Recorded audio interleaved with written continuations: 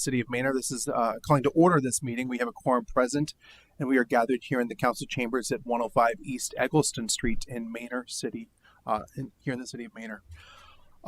First, we will get on to the public speaking. We have white cards and yellow cards in the back of the room, out in the lobby. If you'd like to speak or are registered to speak on an item or here in support of an item, please fill out one of those cards and turn it in to staff here at the right of the dais. I will begin with this. Non-agenda items for public comments are for the white card. Comments will be taken from the audience on non-agenda related topics for a length of time not to exceed 3 minutes per person.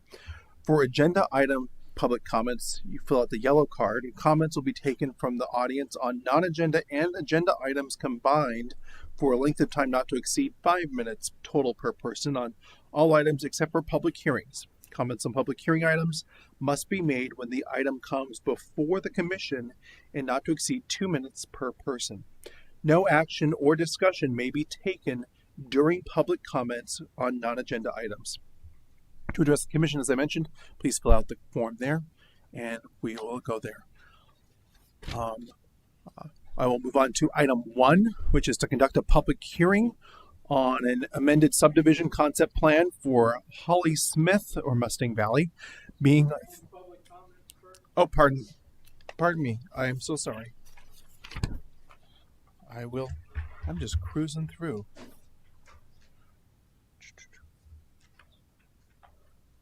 I will begin with our white cards.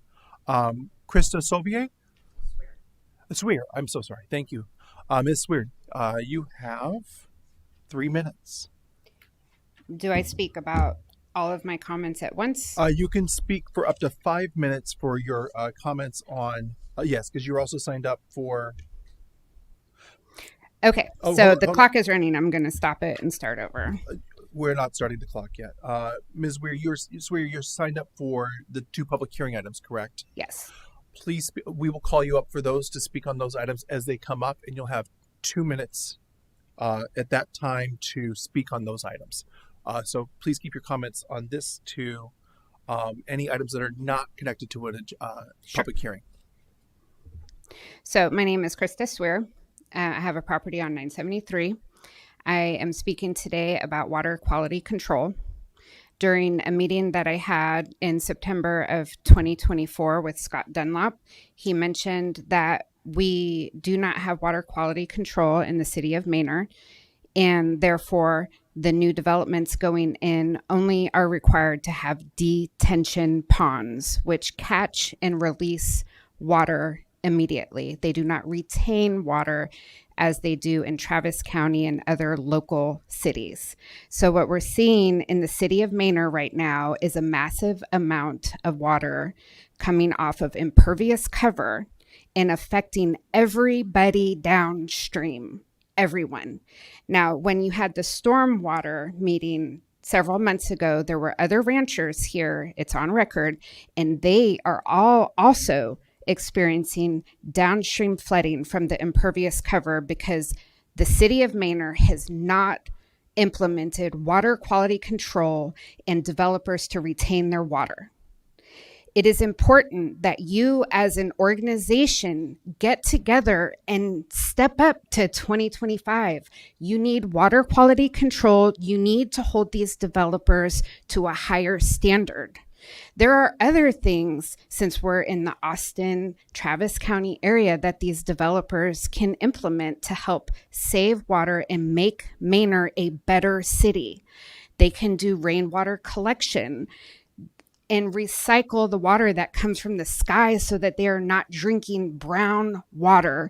I know you guys are on Facebook and you see in the Manor community pages day after day after day, these families are drinking brown water and washing their clothes in brown water, ruining their items. We're talking about people that are working hard to pay to live in the city that has gone through the roof expensive, and now their personal belongings are getting broken, their kitchen items, dishwashers, everything, because we don't have the foresight to say, hey guys, you're coming in with your $1 billion companies, let's invest in the city and do better. That's 2 minutes, 2.5 minutes. So hopefully you don't deduct the last minute from my next talk. But I really strongly advise that you guys do better for the city, Scott, since you're back. Water quality control needs to be in place. It's unacceptable. Thank you, Ms. Weir. Mr. Battle, you are signed up to, no, I'm so sorry. Ms. Ward, Stephanie Ward, I will call you up. You are signed up to speak on non-agenda items regarding water quality control.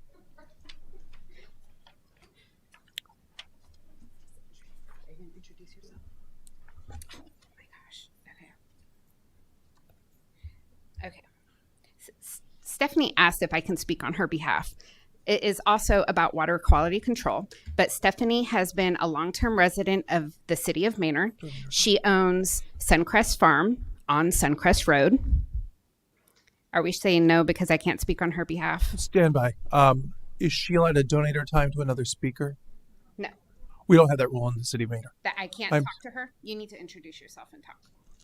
Stephanie Ward. Hi, Stephanie.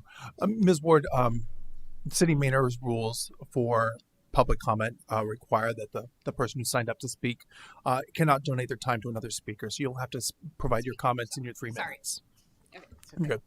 So I live on Suncrest Road, and I have a new development north of me on Tower Road that is dumping water down a dry creek bed.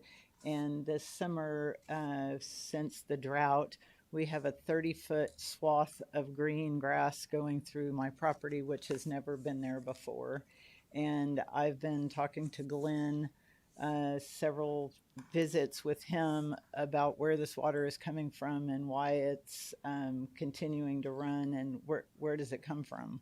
And so I'm wondering what y'all are going to do. Like, is this the new normal to have a dry creek or a wet weather creek now, or watershed now, a full-blown creek all year round? And so how, like, and then the other question is, where's the water coming from? The development says it's not theirs, it's coming from upstream. So somebody's wasting water, and it's a question to where does it come from? Who's wasting it? And is it going to stop? 'Cause it's flooding my place too now. And so this doesn't have anything to do with her property down 973, but the subdivision or the development apartment that it's going in on Tower seems to be Stonewater and Towers watershed. But it hasn't rained in months, and there's water constantly running through there. So I'm just wondering about that. And then the other complaint I have is about the new gas station that's lights shine 1,000 feet across the field, and why can't they turn them down and like tilt them onto their property? Why do they have to like shine in my bedroom window? And so what are the rules for lighting and watershed for Manor as the new developments come into our neighborhoods? Thank you. Thank you so much, Ms. Ward. Mr. Battle, I'll call you up. You have a yellow card filled out to speak on regular agenda items 9 through 13 and item 16. You have 3 minutes, sir. For the record, when the gavel goes down, no more cards get submitted. That's the end of the card submissions, okay? Just for future reference. I'm signed up for a public comment and then a whole crap load of agenda items, so that's 5 minutes at the start. And a public hearing item. Clarification from legal 5. So my apologies and thank Plus you. public hearing. And then 2 minutes per public hearing. Yes, thank you. All right, the clock is reset. Your time starts when you start. Thank you. Today is actually a very historic day in the city of Manor because it's the day that I submitted my petition for a writ of mandamus to the 15th Circuit of Appeals.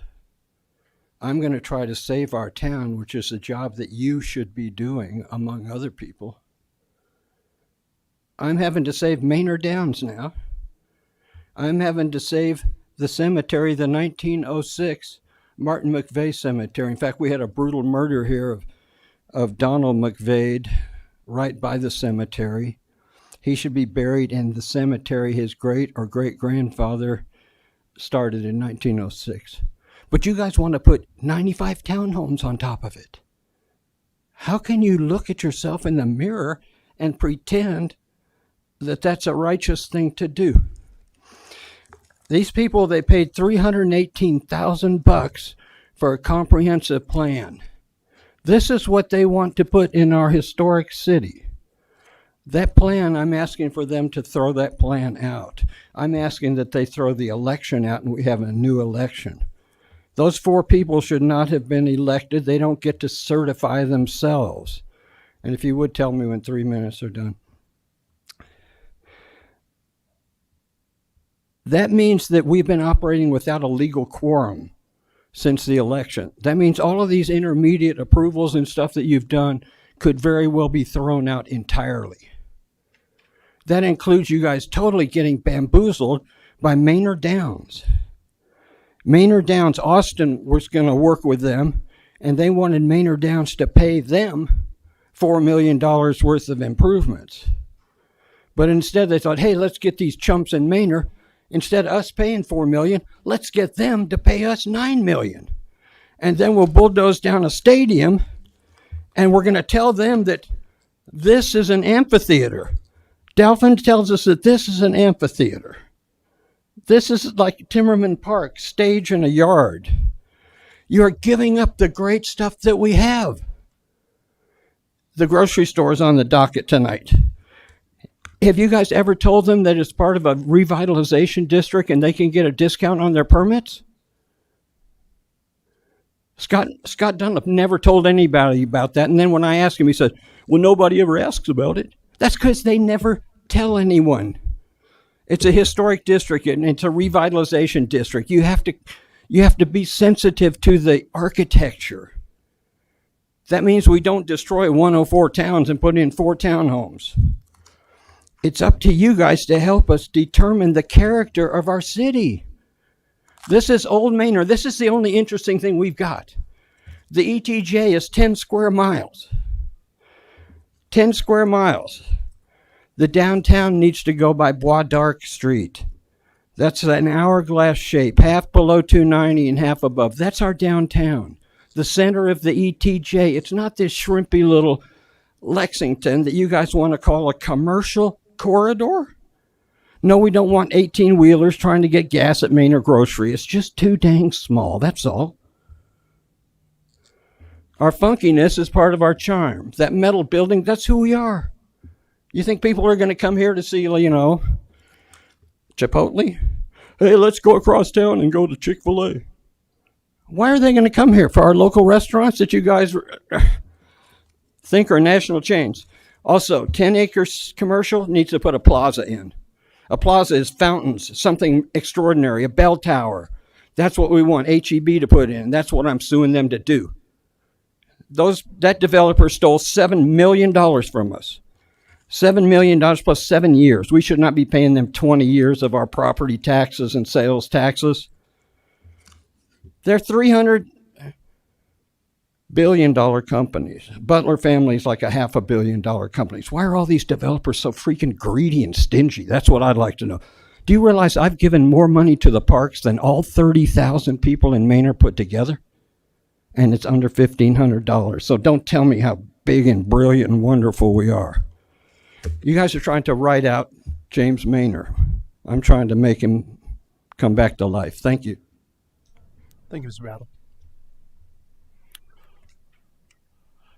Moving on to item 1, we'll conduct a public hearing on an amended subdivision concept plan for Holly Smith, also known as Mustang Valley, being 399 lots on 136.92 acres, more or less, and being TCAD parcels 259091 and 259089, Sumner Bacon Survey number 62, abstract 63, also known as 15200 North FM 973 in Maynard, Texas. The applicant is Carlson Brigance Enduring Incorporated, the owner KB Home Lone Star Incorporated. I have one speaker signed up on this, Ms. Swear.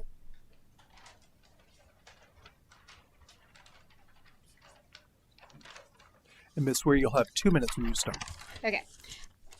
I am asking that the agenda item be moved to the next meeting. I received the letter about this agenda item on 9/30/2025. The following day, I emailed to get a copy of the plans for agenda item 1 and 2 and did not receive those items until this morning for me to review, which does not give adequate a time for an engineer, a lawyer, any team member to review the documents. Now, in the past, when I have done one of these request forms, I've gotten the information within 24 hours, especially if it's an agenda item.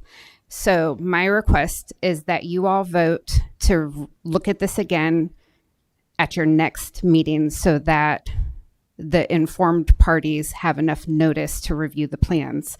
Secondly, in the few minutes that I had between meetings and teaching classes this morning, I noticed that on some of the plans that they submitted were plat plans, they note a stream on my property.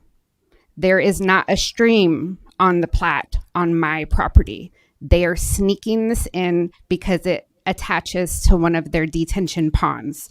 This is a plat map of my property printed in 2019. There's no stream there. But when you look at what they produce, they somehow are allowed to modify my property that I own. This needs to be moved to another date. It's unacceptable. The response could have been much quicker. I could have gotten the paperwork and it could have been reviewed last week instead of at 10 o'clock this morning.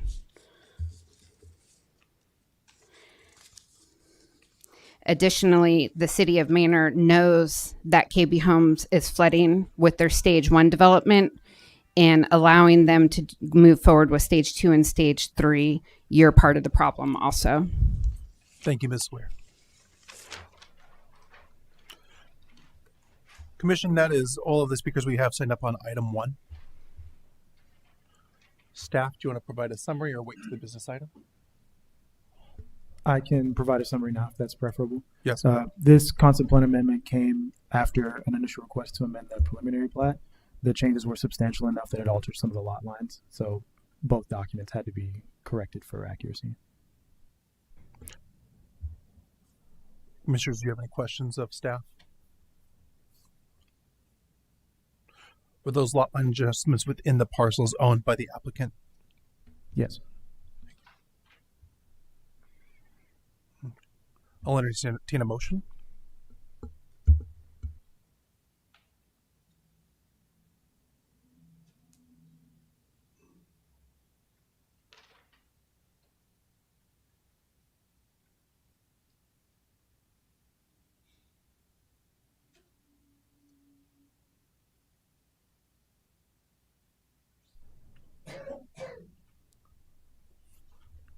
I move that we close public comments on agenda item 1. I have a motion from Commissioner Neely. Do I have a second?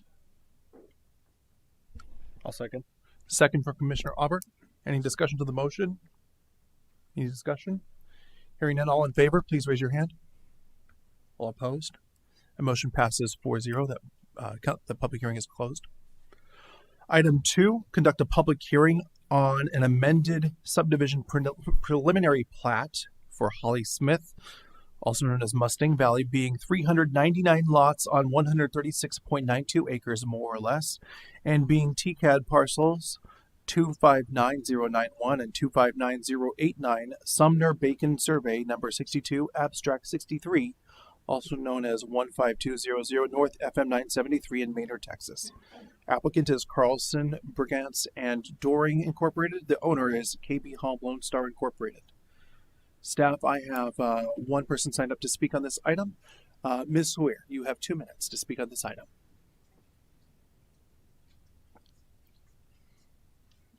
So again, I asked that this be moved to the next meeting because of the lack of time given to review these changes.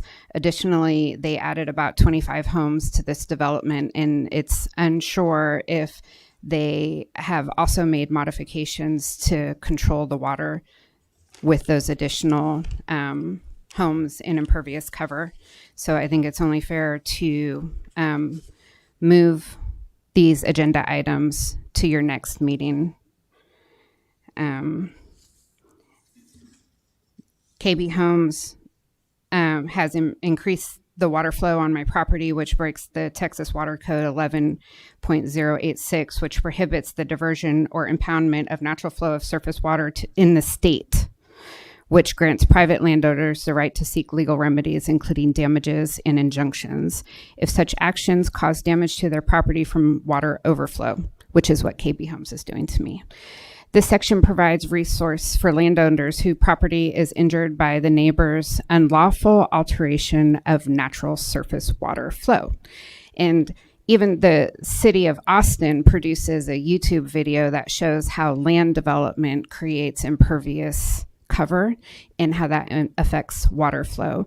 And so the detention ponds, since we do not have retention ponds, just collect water from 136 acres and dump it on my property, which has made it look like a rip-roaring rapid where this guy was crossing the river here to assess the water flow and is denying that it almost knocked him over. So what I am asking is that since the city of Manor can't produce these documents fast enough for me to review with my team, that you move this to the next meeting.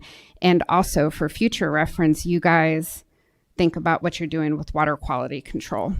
And again, I do not agree any plat map that modifies my property. I don't know how they can legally sneak that in there, but I do not have a stream on my plat map, and theirs has one on my property. Thank you, Ms. Swear. And those in the gallery, please be aware there are also 2 business items related to this later on in the agenda. That is all the speakers I have signed up for this agenda item for the public hearing on item 2. Staff, a brief summary. Yes, this is the preliminary plat that is related to the concept plan amendment that just had its public hearing. There's an increase in the number of lots. There's a roadway connection that they were able to add the reconfiguration of those lots, which is what also allowed for the increase in the number of residential spaces. And then it also shifted the phase line for the development, which is what spurred the amendment for both the concept plan and the preliminary plat.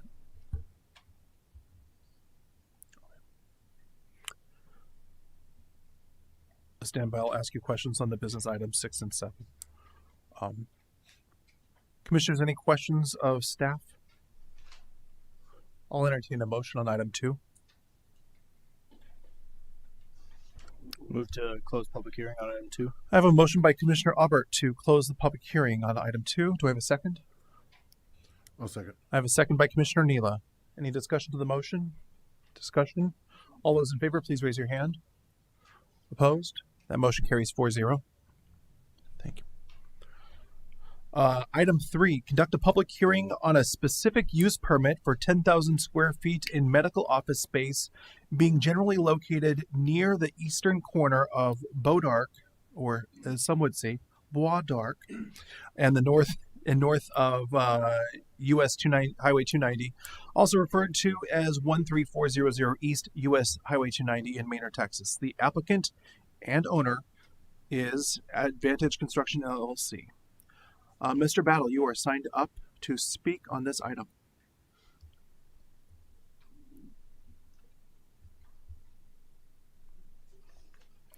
You have 2 minutes, sir. Thank you, sir. My name's Robert Battle. Commissioners, this medical office is something we do need. What I want to do is ask a couple questions. And in my concept of a public hearing, the public also gets to hear some answers. And since the developers are here, that's the whole point. They're like kind of little mini town halls. So I think this is kind of the area where we want our downtown to be. It's central to the whole ETJ that goes all the way to Elgin, 10 square miles. So my first question would be, I know how anxious our development team is to give away money. Have we given away any Chapter 380 or similar funds to this medical center? That would be the question I would like to know from these developers. And how long it is and how much it is. And otherwise, I'm all for it as far as I know. Thank you. Mr. Battle. That is all the speakers I have signed up on item 3. Staff? Yes, this item is making a return request as it has been here once before. There was a misconception of whether or not it was sales tax eligible, which we have learned it's not since it was annexed after 2013, which is the reason the request was made to bring this item back before the commission and ultimately the council. Has there been any changes from when it was here last in July? Are you regarding like lot layouts or things of that nature? No, sir. The it appears that it's the same layout and that was presented before, showing the building encroaching on the easements and a part of the parking off-site. Yes, sir, that is correct. And with this isn't by any means an approval or a green light for the site as presented. It's just the intent for the specific use permit. We'll be sure to maintain the integrity of any easements or necessary infrastructure that they'd be building close to. And as it relates to the off-site parking, there's an additional phase of development that's supposed to go on to the east of it. This drawing is just conceptualizing what all may be there, as they would ultimately be sharing parking. But to clarify, staff, there is no substantial difference to this application for an SUP than there was when it came before us in July 2025. Correct. All right.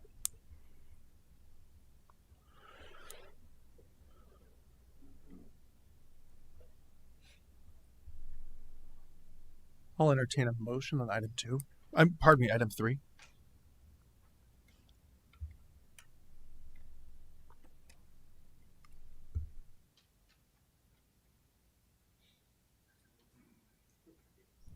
I'll move that we close the public hearing on this item. I have a motion by Commissioner Meyer. Do I have a second? I'll second. Second by Commissioner Neela. Any questions to the motion? Any questions? Commissioners, all those in favor, please raise your hand. Opposed? The motion passes 4-0. All right. We are moving on to the fourth and final public hearing. Item 4, conduct a public hearing on a subdivision preliminary plat for Shadow Glen Phase 3, Sections 3 through 8, being 681 lots on 247.03 acres, more or less, and being TCAD parcels 248,029, 547,346, 804,537, 804,535, 815,596, and also known as 14611 Fuchs Grove Road in Manor, Texas. The applicant is KT Civil, the owner Meritage Homes of Texas, LLC. Mr. Battle, you are signed up to speak on this item, and you will have 2 minutes once you start speaking. Thank you, sir. My name's Robert Battle. Mandy, can I see the layout of this? And I'm especially wanting to see where the parks are going to go. This is 680 some odd lots. They owe us, 18 acres of parkland? Parkland is one word when I say it like this. That's where we have, tennis courts, baseball diamonds. Can we ask the developer to point out the parks here? Or does it say on here somewhere how much in lieu park fees they are spending? Shadow Glen's given us several $100,000 of park fees, and they need to give us maybe another $500,000 with this phase 3. And we need some parkland. They're supposed to be putting another 2 or 3 miles of trails over there in our secret park, which I call Howdy Way Trail. We have a 200-acre park over there they've kept secret for about 25 years. They like neighborhood parks. They don't want us to come use their parks. But that's not how it works. We let you have this land, you got to give us some parkland. One word, parkland, not park land. That's a whole different thing. So my question would be, how much in parkland acres and how much in lieu park fees if they're not going to give us the land? And what's the schedule to put in the rest of these trails and the rest of some parking for those trails? It's no good to have trails all over if no one can get to them except the people that live there. Thank you. Thank you, Mr. Battle. That is all the speakers I have signed up on item 4. Staff, provide a summary again. Yes, we actually had the applicant reach out to us earlier today. They're requesting we leave the public hearing for this item open and postpone the regular item, which should be item 9, until the next P&Z meeting in November.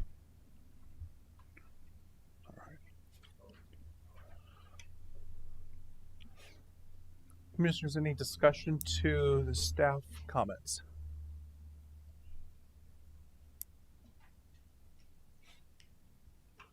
Not, I'll entertain a motion.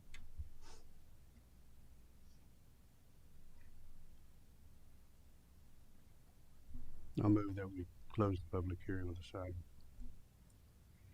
I have a motion by Commissioner Meyer to close the public hearing. Do I have a second? Point of inquiry first, if possible. It would be to leave the public hearing open. That way, the next time this item comes back, the public hearing is still available for comments or concerns, and then the regular item would be postponed. So it had to be amended to leaving it open? Yes. There is no motion yet there's a motion on the floor, but it has not been seconded, so it can't not be amended yet. Do I have a second to the motion? If not, it'll fail. Do I have a second to the motion? Hearing none, that motion fails. I'll entertain a motion on item 4. I move that we leave agenda item 4 open. I have a motion by Commissioner Neela to keep the public hearing on item 4 open. Do I have a second to that motion? I'll second. I have a second by Commissioner Aubert. Any discussion on the motion? Any questions to the motion? Hearing none. All those in favor, please raise your hand. Opposed? That motion passes 4-0. This public hearing will remain open to the next meeting. Pardon me, I'm going to take some notes. Me in 4 weeks will thank myself for this.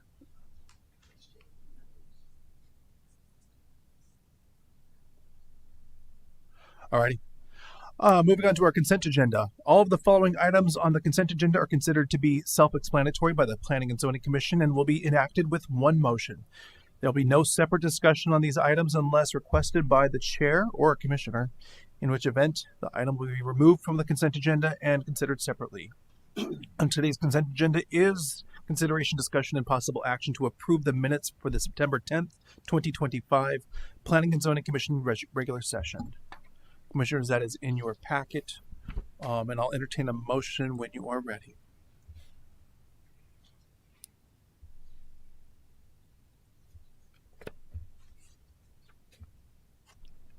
I'll make a motion to approve the minutes for September 10th. I have a motion by Commissioner Meyer. Do I have a second? A second. Second by Commissioner Neela. Any questions to the motion? Any questions? All those in favor, please raise your hand. Opposed? The motion passes 4-0. Thank you.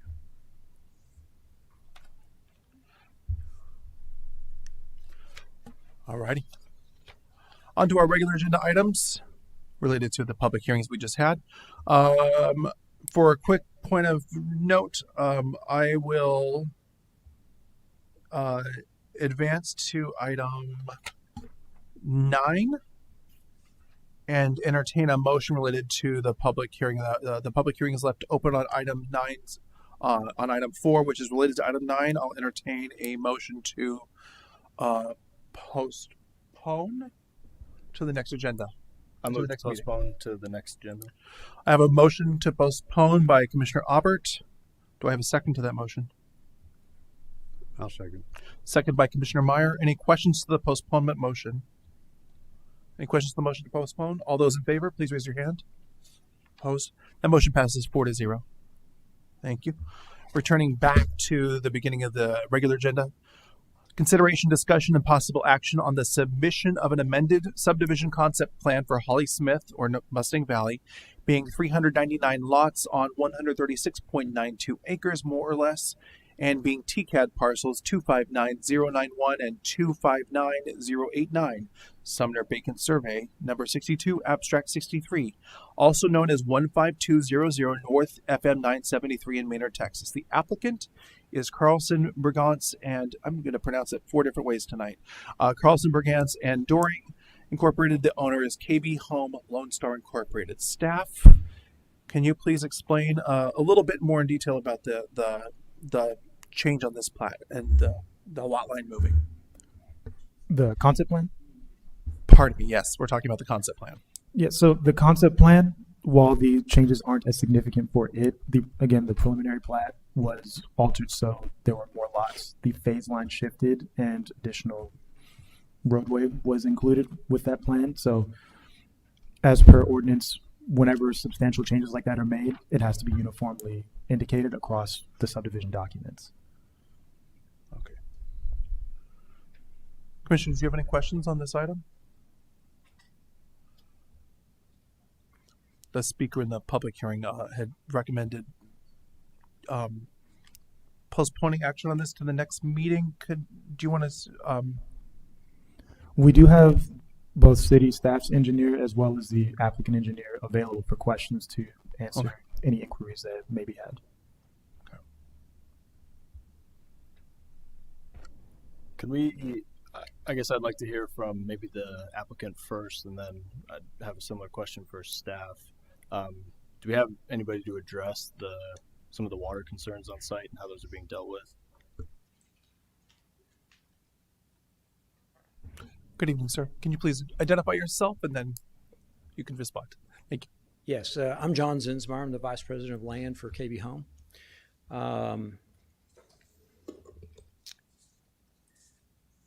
So drainage is, a big concern for any new development, and we've worked very hard with city staff, developing the subdivision, making sure that it's designed per code. Even after we built phase 1 of the subdivision, it was requested that we do as-built drawings and re-verify that the drainage study was done correctly. That was done. As-built surveys were done. Drainage studies were resubmitted to the city. The city reviewed all of those plans and found that there was no action needed, that we had done it correctly. Unfortunately, the issue, and I don't know if you're, and I don't have extra copies of this, is this is effectively where our I've got that in the right orientation for you. This is our property, and the big blue line here is the Swear property, which is FEMA's floodplain. And so the stream that was discussed by Mrs. Swear is actually FEMA floodplain. Mm-hmm. That's not established by me, it's established by FEMA. And we are discharging our stormwater directly into the FEMA floodplain. And the FEMA floodplain crosses her property before it goes down into the stream and into the creek that goes through the bridge on 973. So hopefully that kind of helps explain. Do you mind showing just for the gallery, just the map that you're showing, and we can. I have a question that I may need to get Ms. Gray's response on, but I wanted to ask you. This is an Atlas 14 based floodplain map, correct? Sorry. You have a whole bunch of nerds up here, so be ready. Okay. Yes, thank you. I'm from Carlson Bergantz Engineering. I'm the engineer for the project, and yes, we had to design 2 Atlas 14 for the 2, 10, 25, and 100 year storm. Okay. Does anyone remember when the Atlas, I'm almost a nerd. It was Atlas 14 adopted? It was adopted around, I think it was 2019 roughly, for most jurisdictions started to go that way. Yeah. Particularly the city of Austin did, but Yeah. yeah. And then the everyone- maps were updated through ArcGIS and their the other platforms over So time. FEMA had not adopted until I believe this year. But Okay. the If I may FEMA request it, definitely apply to what pardon we're me, talking could about. you speak directly into the microphone so that the Sorry. captioning can Sorry pick up about your that. voice? You had to Uh, pull a the- little Linda Tripp here. Say Sorry. it into the flower.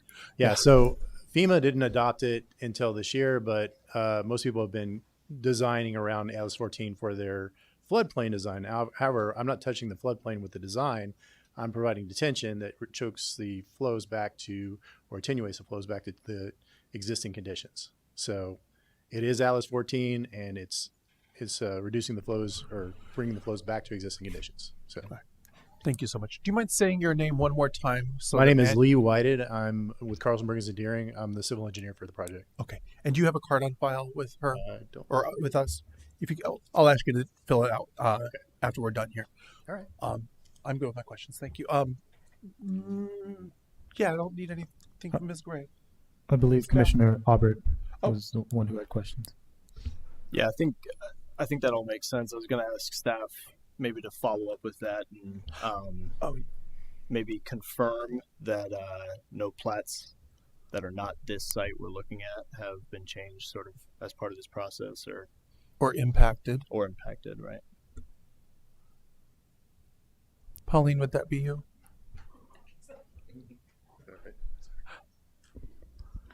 Pauline Gray, GBA City Engineer. Yes, I can confirm. We reviewed the original preliminary plat and the concept plan and everything, and that's never changed. And it is FEMA floodplain. You can go on FEMA's website and get it. And that's how, yeah, and we make them put that on there and we review their calculations and everything. So yes, I can confirm that what's being shown is what is, if you go to the FEMA website, you can find it. So they're not modifying anything. So, like I said, I'd like to take a look at her plat to see, because it could be, I don't know what kind of plat it is. It could be like an Alta survey, and some of those plats don't necessarily show floodplain. Okay. And can you talk us through how the move to Atlas 14 might have changed those lines that we're seeing on the map that the gentleman shared? Right now, the floodplain maps show what FEMA floodplains maps show. The maps have not been updated. Typically, what they show is, okay, this is what FEMA is, but this is what the Atlas 14. So, and I can't, that should be on the plans, I think. The floodplain itself is shown on the plan at the current FEMA floodplain. Right. And that's what's required by city ordinance. It clearly states the 100-year FEMA floodplain is what needs to be shown on these plans. However, because it's been adopted and enacted by FEMA within the since 2019. Yeah. I can say as soon as the city of Austin adopted Atlas 14, that is when Manor adopted it, because Manor follows the city of Austin drainage criteria manual. Yeah. And it, like I said, it will adjust, the floodplain, and there will be some issues in some parts of the city. Stuff that was not originally a floodplain will now be in the floodplain once it gets adopted. Pre-adoption. Adopted, yes. Can you help from my knowledge? I'm not thinking at a macro level necessarily, but I know at a micro level, like I can't go and pave my backyard without capturing the impacts of that. I can't flood my neighbor. Can you talk a little bit about the diversion or the detention aspect of diverting flows or driving, funneling, whatever you want to say, driving flows toward the existing floodplain, but like, it sounds like it's it's allowed in this case, but So it is allowed per the City of Austin Drainage Criteria Manual. When anything gets developed, you have to do a pre-developed flow and do the calculations for it's leaving the site, and a post-develop. And they're required to design their structures, their ponds, whatever, to slow it down to where it does not increase. If it increases off their site, then the plan won't get approved. It has to be lower are, it has to be equal to or less than what the non-developed flows were. And so we review their designs, and their numbers all show that it was less than what was originally going through there. Okay. So it's capturing. Yes. There's additional on-site capture So the way happening. the way based on detention this. ponds work, they don't hold the water, but they are designed to release the water to where it's not, all the flows aren't released all at once. They'll catch it and Yeah, so and there's trickle it. There's weirs and other stuff that limit the flow coming out. Wow. Now, if it is a big storm, then they do have overflows, and those are like emergency ones, but that would be the 100-year storm or higher. Thank you. So. This was my conversation at 7 a.m. yesterday, showing up at Presidential Meadows for an entrance. Empty area, storm detention. So, Yeah. yes, thank you. Commissioners, any other questions of staff or each other? Can you point out on the screen the area that we're referring to? Are you referring to the location of the pond? Yeah, the speaker's property and the stream that she was referring to. Okay. So this is her property. She's referring to. Where's north? Oh, north is to north the is- right yeah. corner. Uh-oh. Oh, it's a touchable. Or no, it's a. Yeah, try not to touch the screen; it'll move. This is the FEMA floodplain right here. Our pond is located right here for this development, which is outside the FEMA floodplain as required. So we're not messing with the FEMA floodplain at all. We're going to put our detention pond there. We also have another detention pond that will go in here in phase 2, and both of those will reduce flows down to existing conditions for the development. The property is here. You can see the floodplain comes through this location right here and goes down to Culver's Crossing right there. She also has a large swath of the main floodplain coming through here. Thank you, sir.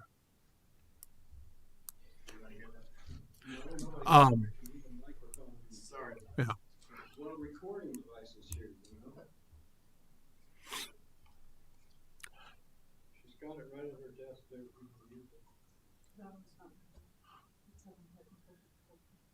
Yeah. To summarize what he had said So- as he was drawing on the map. So to go back, the first part I was pointing out is that our detention pond is located upstream of the floodplain, which is upstream of her property, which is the L you see on the actual screen. The floodplain comes across and then goes to the south to the culverts across 973. And she also has on her L, she has a large swath of the main floodplain coming through that also goes to the same location that crosses up through there. So you can see the two combination of the floodplain and the blue lines. And that has a double parallel line that goes from the top right down toward behind the legend and then down toward the base of the legend on the bottom left of the legend. Okay. Thank you, sir. And it's the double line that she's saying that doesn't exist. That was not marked on her maps. Anyway, yeah. From what I understood from her statements. Page 5, page 7, page 10 of the Holly Smith revised preliminary plan, which is not this document. Okay. But That's the flow line. Thank you. this is why I asked The her to lowest be one. this to another week, because I Pardon? have no chance to respond here. We'd have to ask you a question. If she's referring to the center line of the creek, it's probably a USGS line that shows up on floodplains. All right. Commissioners, any other questions? Yes. Looking at the map here, right around 13, where the circle 13 is, there's a line that goes sloping down from right to left. Right where the vertical line is, where your property is at, there's a circle near that line that's going, or that's right cutting through the line that's going in a downward slope. If you're going from 13, if not, are you going upwards in an upward slope up to number 13? There's a circle right by the property line. Is that a pond right there? That's a power line. Those are natural ponds, yes. Sorry. Those are natural ponds that exist, well, not natural, but man-made cow ponds, basically.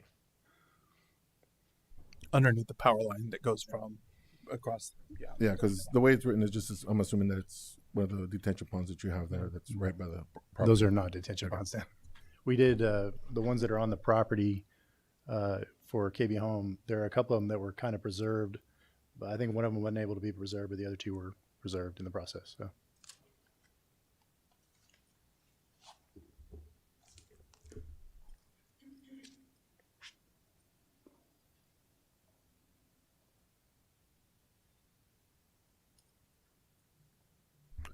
Commissioners, do you have any other questions about this? This is not a discretionary item.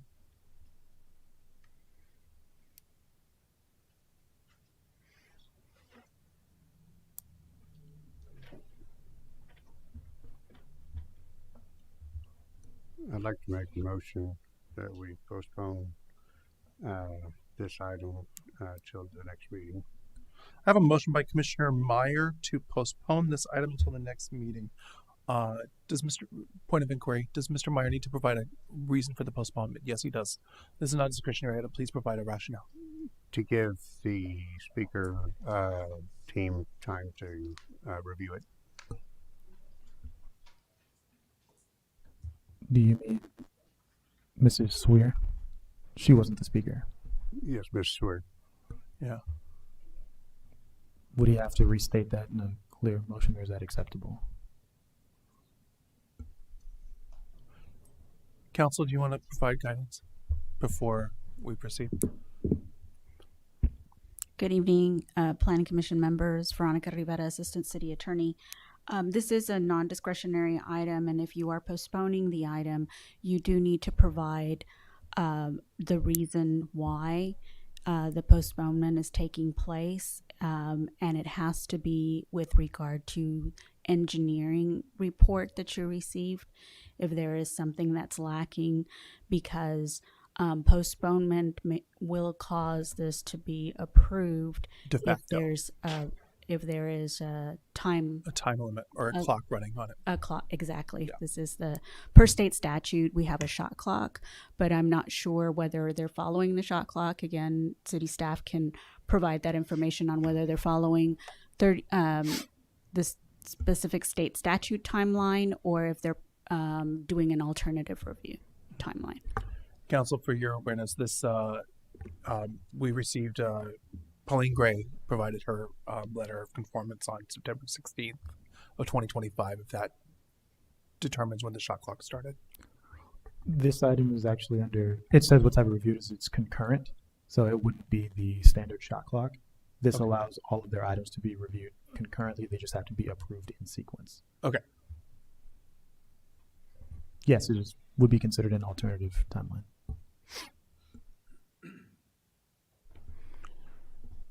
Okay, I'm not really sure as to how to state this in a way that leads to approval, but the motion is to, due to the limited time that Ms. Swear's team had to review it, to give more time for that to happen. Again, Commissioner, I understand what your motion is. However, the motion needs to be related to the engineer's report. Is there something lacking in the engineer's report? Because the engineer is stating that it is ready to be approved. And so postponement may cause it to get approved anyway, as is, without any type of engineering and provision requirements. I don't know whether there are any additional requirements that the city engineer provided in their report. And again, y'all, city staff can provide what the deadline is and if the item can be postponed. I'm just going off of state Staff, statute. do you have an engineering report to accompany the conformance letter that's in the backup? The conformance letter is essentially the states that engineering it's in report compliance stating with that it code. has been reviewed and approved as, Yes. as being within conformance of city code.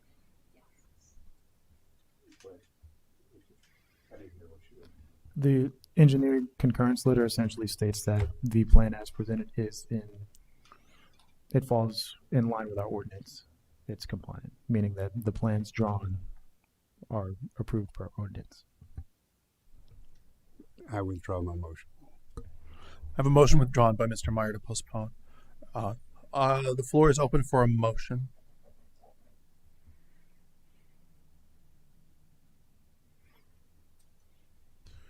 I move that we approve agenda item number 6. I have a motion by Commissioner Neela to approve item 6. Do I have a second?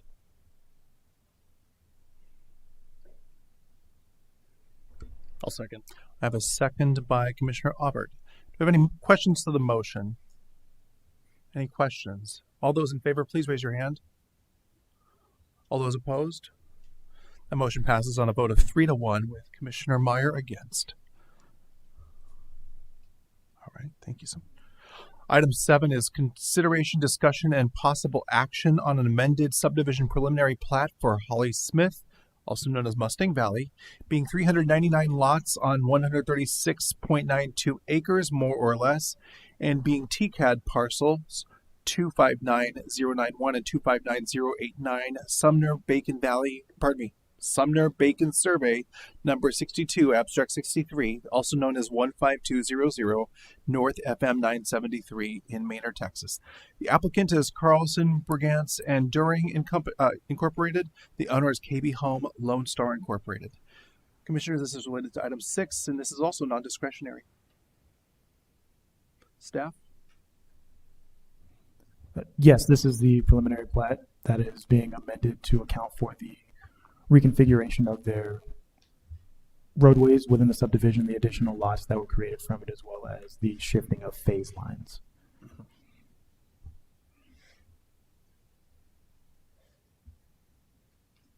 Any questions, Commissioners? I will entertain a motion on item 7.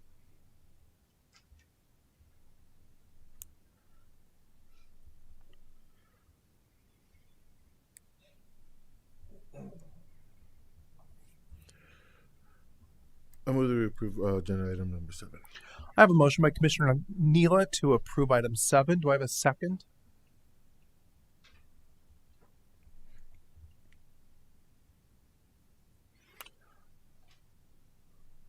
Let's call for a second on item 7. I'll second. I have a second by Commissioner Aubert. Any questions to the motion? Any questions? All those in favor, please raise your hand. All those opposed? The motion passes 4-0. Item number 8 is consideration, discussion, and possible action on a specific use permit for 10,000 square feet in medical office space being generally located near the eastern corner of Bodark, or Boyce, Bodark, however you want to say it, and the north, also north of US Highway 290. Also referred to as the 13400 US East US 290. Pardon me, I'm having a moment tonight. East US Highway 290 in Manor, Texas. The applicant and owner is Advantage Construction LLC. Staff? Yes, this item was heard by the Planning and Zoning Commission prior with the incorrect information that this was a sales tax applicable property, which it is not, as it was annexed after 2013. The owner and developer has made the request again to try to achieve the specific use permit for medical office on this site after coordination and negotiations pertaining to annexation of additional property into the city limits, as well as access easements to city infrastructure that we've just been trying to negotiate with them, as well as a few other related property owners. And Mr. Baca. Oh, it's a BACA. Thank you. Mr. Baca is here to answer questions if we have them. I do, Mr. Brian Baca. Are there other uses? Are there other constraints on this property that would prevent it from providing other uses within your zoning category? There are other uses that could be made there, but because of the size of the property, can we bring up the site plan or the concept site plan? Is this parcel sharing storage on it also, or is this a separate lot? It won't be. Okay. So if the SUP is approved, then there would be a replat and the property would be split. Okay. That area that you see down through there, you've got gas lines, public utilities, but that is also a very large drainage easement going through there that's coming from the development to the north. So it is essentially completely separated from the other side. The other side will only be accessible from Board Arc. And this one will only be accessible from 290 and not even on its own lot. It's going to be accessible by the lot next door. If you can see where the To the driveway is, north. just to the driveway off of 290, Yes. to the northeast. Okay. And that's through an agreement with that property owner to share that.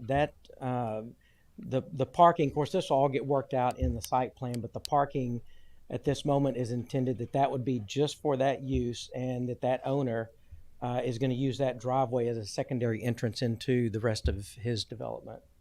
So to answer your question, there are, obviously there are other potential uses.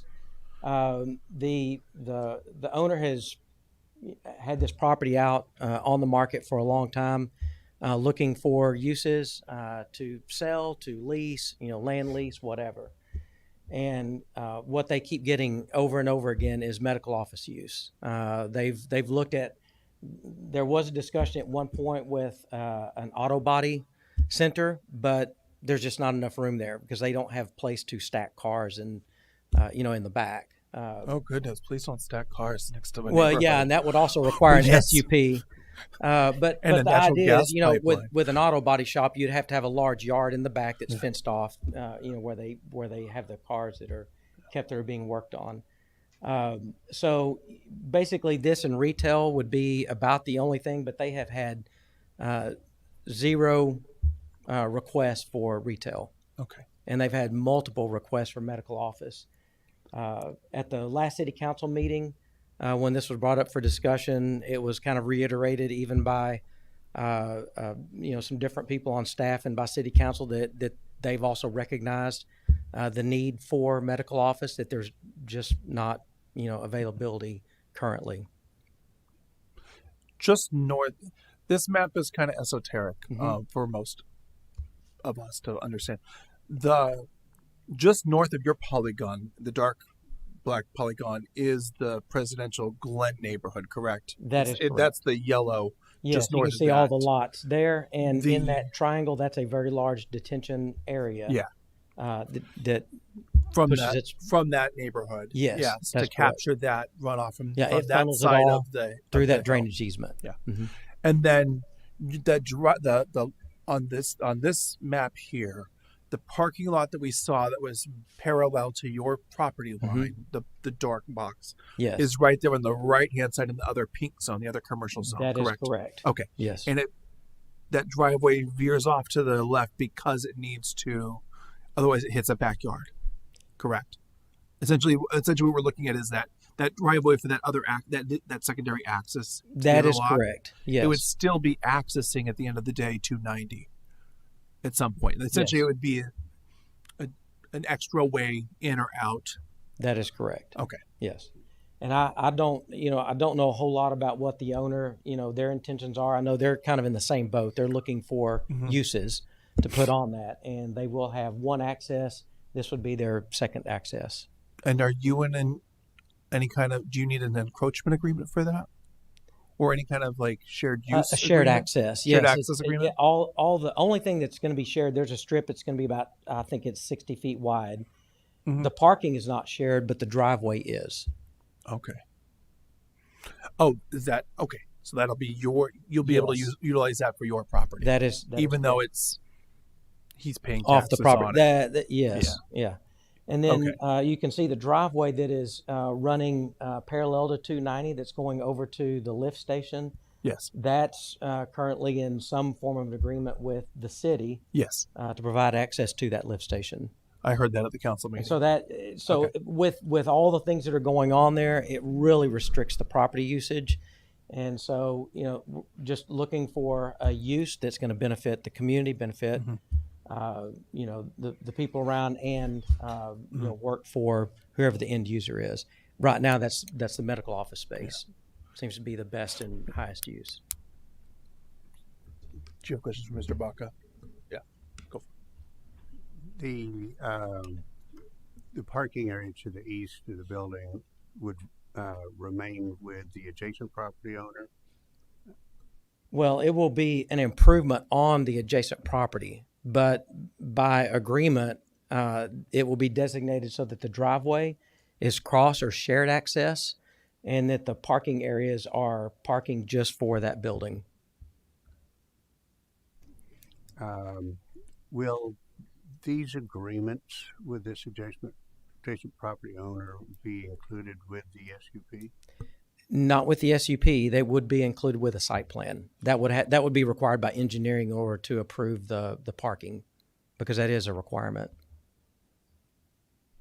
The SUP speaks specifically to allowing that type of use. It does not solidify exact layouts or things of that nature. Like, it's just the request to be able to apply for the use. Any agreements and things of that nature that are tied to it come within the process as we go through permitting. There are a lot of layout details that will have to be finalized if that's approved. Thank you. Okay. Mr. Burrell, traffic counts for I'm looking at this property and understanding that there are probably some significant in and out constraints of this. So I'm assuming, based on the testimony of Mr. Baca and just kind of logically thinking of uses within this category, medical office is a relatively low volume traffic item. Essentially, this property doesn't really support a high volume turnover type property because of its constraints. Is that a fair assessment of Yes. this property? Okay. Does that influence staff's recommendation on this beyond the property tax argument or sales tax argument? Sorry. So that, as well as the annexation of additional land, the access to our current lift station, but the actual site constraints themselves are also very highly considered when looking at the use for this property, simply because it's essentially cut into a triangle. Mhm. To meet the parking requirements of a more intense use would essentially reduce the actual footprint of your building, Yeah. constraining the actual utilization of your floor space. Yeah. Which It would turn it's into kinda like a drive-through salad place exactly, pretty quick. like you would make All the right. building Yeah. smaller, so then you'd have less parking, Too but soon. then you'd still have the same issue of where you cannot support the volume of traffic that you'd be trying to Yeah. achieve. Additionally, without this plan, does the city currently have direct access to its lift station? There is an unimproved dirt path that is not always the most accessible. And where does that dirt path go right now from or through? It just comes off 290 and they drive up to it, but There's an existing driveway culvert. You can see it just to Uh-huh. the left of the proposed driveway, and that's what they're using to cross the ditch, and then they're turning to go into the. So technically we're waving high That's correct. and Yes. trampling your blue bonnets. Yes. Okay. Your blue bonnets. Oh, Yeah. yeah, that's very nice. All right. Thank you, staff.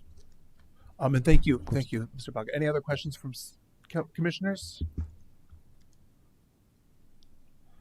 I will entertain a motion on item 8.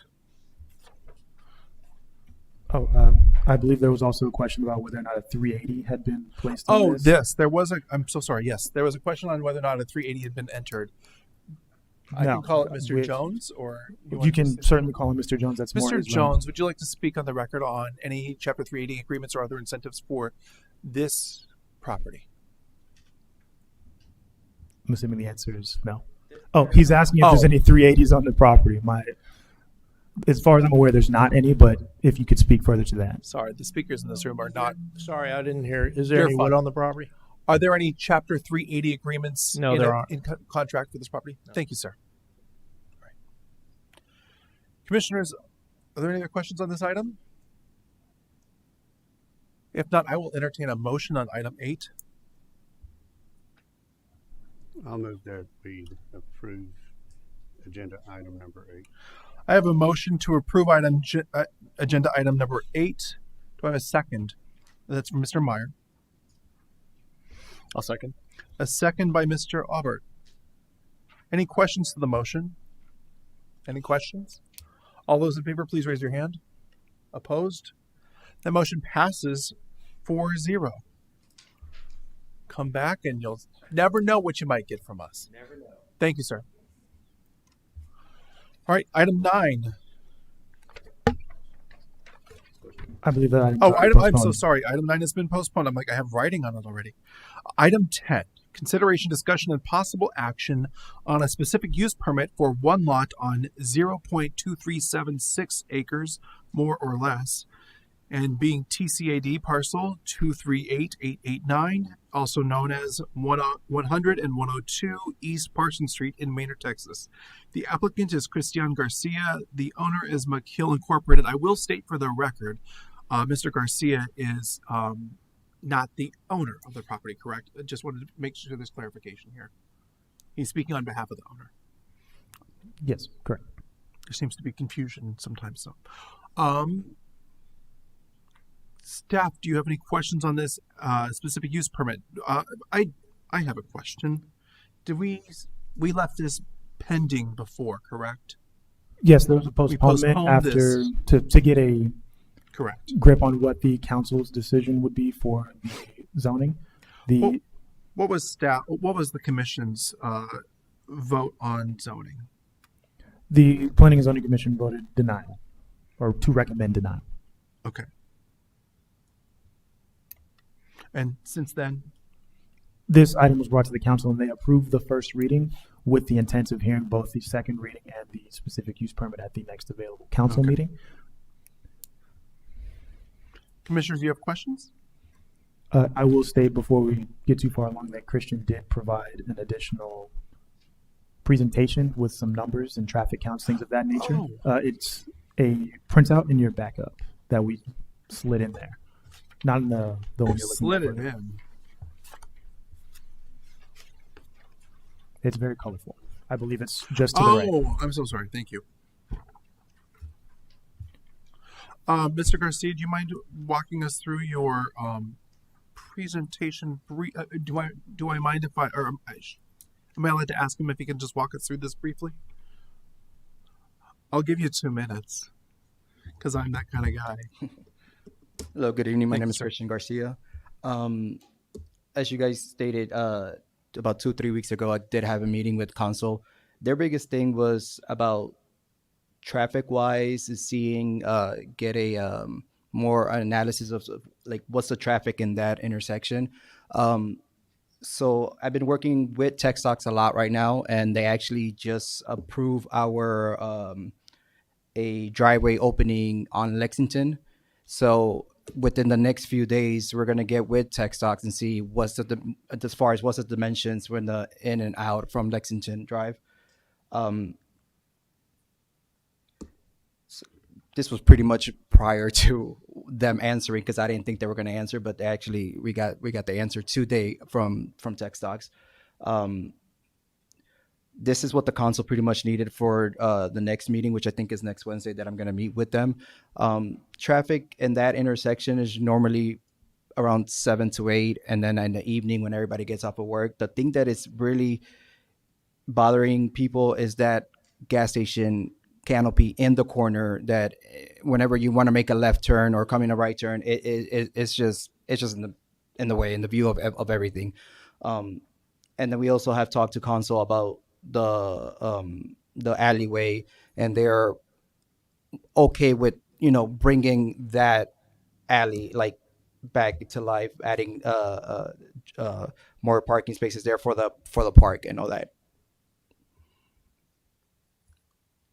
And we have also contacted HEB for fresh produce daily or every other day. It's just a matter of getting a somewhat green light from the council, just so that we could move forward to get a contract with them.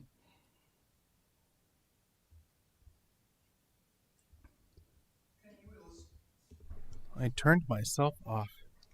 Can you illustrate or note what the red and green notes are on your volume count report? I'm looking for the hourly totals more so. And I know those are year by year, and we're kind of post-Pando and post Manor explosion. I With- see I see 1700, which is 5 to 6, is kind of that peak hour, which makes Yeah, sense. so this is straight from 782. Tech Stock. So this is yearly. Obviously, 2025 is not out yet, but as you can see, we are getting more traffic within as the years comes because more people are moving in as well. But as far as that intersection, I'm not sure if the development that it's going to have where you guys are moving the main either freeway or more towards south and come back towards Walmart. So that intersection is not going to get that much traffic. And as far as for Manor Grocery, what we want to do is all the new development that we're doing, we're not doing the apartments complex that are coming in, all that for people to walk to there. So you don't have all that traffic per se. And they are working, or we actually did talk to the owners in the front for more parking space, and I think it's all into talks right now. How does an additional access point or crossing of a sidewalk? You said that. This is like a hyphenated question. You said that TxDOT has provided initial approval for you to have an additional an additional entrance or access off of Lexington. So initially there was an entrance there, but once they did that right turn, they took it away. But after speaking back and forth with TxDOT, they did provide us the approval for the entrance of coming in and coming out. Now we just have to talk as far as get with them to see what's the actual dimensions for that driveway entrance. That's the exact same driveway that this commission just flagged last month as being the problem for this property with this SUP. Is that correct? If I can provide some additional context to the I'm trying to figure driveway. out how the earth changed in the last month. They didn't say we approve your driveway. They expressed openness to discussing where a driveway could be potentially placed. And Okay. Right now, there is no driveway. They lost their right of entry off of Lexington. Or they have no right of entry off of Lexington right now. Is that correct? yes, that was curbed off, but through communication that they've held with the TxDOT has expressed that they are open to looking at how a right in, right out, or something of that nature could function there. Okay. They still have to go through the process of applying and submitting formal plans, but TxDOT did say, yes, we are open to exploring that. Hold on, Mr. Jones, because if and when, and I know this is a very long way down the road, but let's say that that FM 973 is extended or rerouted, does that section of Lexington, which is currently TxDOT jurisdiction because it's FM 973, would that convey to the city if there was a new FM 973 that bypassed the current area? Sorry, Veronica. Because I'm trying to figure out if they're making decisions today for a property that we would eventually assume Sure. post improvement or post agreement. Veronica Rivera, Assistant City Attorney. So right-of-way is never conveyed to a municipality unless the municipality requests it from Oh, you're right. the state. Yes, you get to So- manage it and maintain it, but they Right. still own it. Right. I So, know that too so well. the state would still Own it and have own it. rights to it. correct, unless, like I said, if Manor is interested in owning it, there is We'd a have to pay. process Yeah. to go through and to make sure that that right of way is no longer needed. Thank you. Mhm. Sorry, I think Mr. Jones, do you want to say something? Thank you. Committee members, I just want to clarify. We received from TxDOT from Daniel Fleischman this email that says we've received the preliminary driveway and improvement request for this location and agree that a right-of-way, right in, right out configuration is appropriate. Adding curbing would be an improvement to help preserve the pavement edge and allow proper drainage. Although the driveway spacing is not ideal, we will work with the developer to finalize a workable solution. Please have the applicant coordinate with my permit team to work out the details of the driveway permit. We received that today. Okay. Thank you. Commissioners, any questions? Yeah, can you walk us through? I know we had the same issue. I understand what TxDOT is saying, and I can't figure out why they're saying it. That's irrespective of this meeting. Can you walk us through how you're going to sort of handle having the access onto Lexington, given that the pumps are, generally there? Can you kind of walk us through how you envision those not being a conflict? So I'm guessing this is why TxDOT actually wants to meet with us to get a more of an idea once we put where we want to put the canopy for the new gas for the gas pumps. So as far as right now, we're trying to put the gas pumps more closer to the alley than it is on the towards old highway 20. Right. But that would put it closer to that would put your driveway closer to the corner that closed that driveway that closed that access point to begin with. To the alley, or to where exactly are we? Moving. The concern is the corner. Mhm. TxDOT's concern is the corner. It's that right turn movement. And so they closed your curb, your client's curb, because it impeded it, because it conflicted with the right turn movements that they wanted to enhance. Mhm. So that driveway was closed by curb. But you're saying, and so you're saying that now they would consider moving the driveway closer to the corner? No, closer to the alley. The alley. The alley. So okay. Once that metal building comes out, that's where we'll get a better picture. We all read maps for a living. We draw things for a living. We go home and we read plat maps, and I don't need to see a building torn down in order to get an idea of what it will be. We know how to, that's what I'm trying to say. We're very nerdy up here, as I said earlier. So I'm trying to figure out, I'm looking at this from dimensionally, how you're going to get those turning movements in and out without conflict. Can you help me understand that? Because you're going to have a an east-only alley, where it would be a right or left in, essentially be a right in to the alley, and then you have to make a left only up to the thing. You're going to have essentially a one-way pump setup, is what you're going to turn into. How would you not? If you have a European vehicle, if I have my old right side filling thing and I pull into the left side of the pump and I'm facing a truck that has a left side, and we're pinned but we have no access point, we're now essentially going to be pitting against each other with vehicles behind us waiting to fill. And I'm trying to figure out how you resolve that conflict with such a constraint if you're going to have only an in and out driveway. Essentially, the only way that you'd be able to do that is to have a full sidewalk that's essentially a full driveway from corner to alley. Does that make sense? Yeah. And I know, are you an architect or Yes, or traffic architect. engineer? Our architect. Okay, we're talking engineering. So I'm trying to figure out the movements here that we're trying to convey here, and I'm not sure if I don't know. That's why I'm asking. I'm talking to we're that's like me talking to. Sorry, it's just it's not a germane question. I don't think to be asking the architect. I don't know if we're allowed to ask staff about this. As far as turning movements, can I ask Pauline a question? Hi, Pauline. Can you explain? Sorry.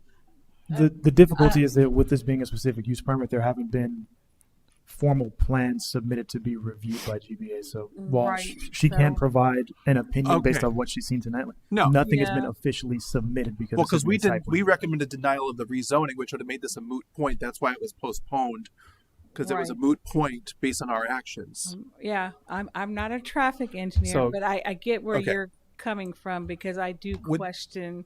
Will that come up later? I guess. Yeah, If we recommend an SUP for this specific use, but then it's found that there will have to be some sort of conformance later to make sure that the Right. conformance letter will have to address that later on. Is that Right. correct? We would not Or- approve plans where, it'll hinder people being able to get out. That's something we will review. Right now, this is just a schematic view. It's nothing is set in stone. They're just kind of showing you. He could show me a unicorn on a rainbow jumping out of the roof. It's just a drawing. It doesn't matter what's in the four corners of the zoning.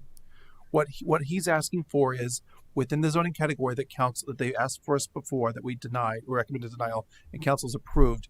Now they're asking for a specific use within that zoning that is a higher, and it's a higher threshold because it's not considered a general need. It's considered to be a case by case basis for that type of use. That's why a specific use permit exists, or a specific use permit is required in C1 and C2. Right. Like I said, I've only seen these drawings. I haven't seen like a physical set of design. Yeah. plans. Okay. So that would be more after Texas like, okay, you can put the driveway here. Then we would take a look at it, like, okay, and then we would make sure it works. At this point, like I said, I don't know where the driveway is going to be there, and Okay. I will reserve any other questions because I don't want to put you in a spot where you're not able to speak yet. But thank you. Okay. That's great. Sorry. I have a question for staff. So TxDOT grants the approval or doesn't grant it onto Lexington, for access onto Lexington. Do they do the same for access onto Highway 20? Or is that City of Manor?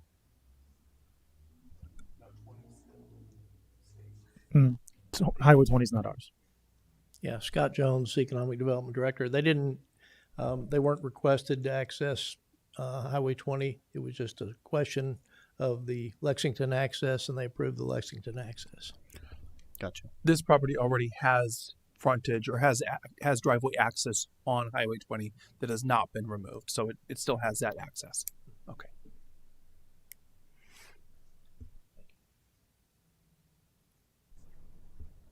Commissioners, any other questions?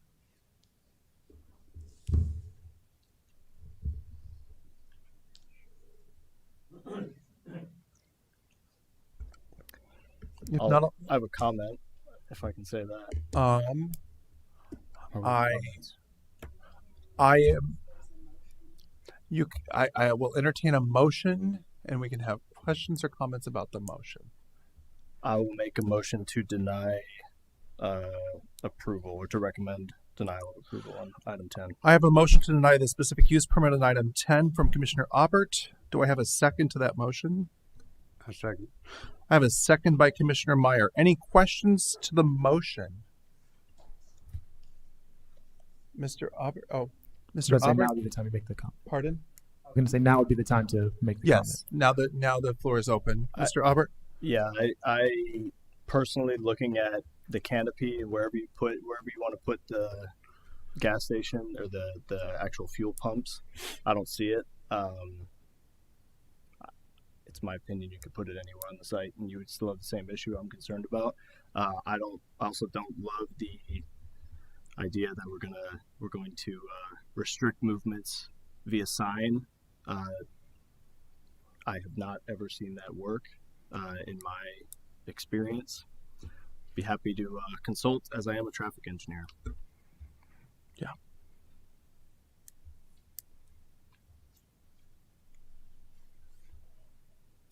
Commissioners, any other questions or statements on this motion?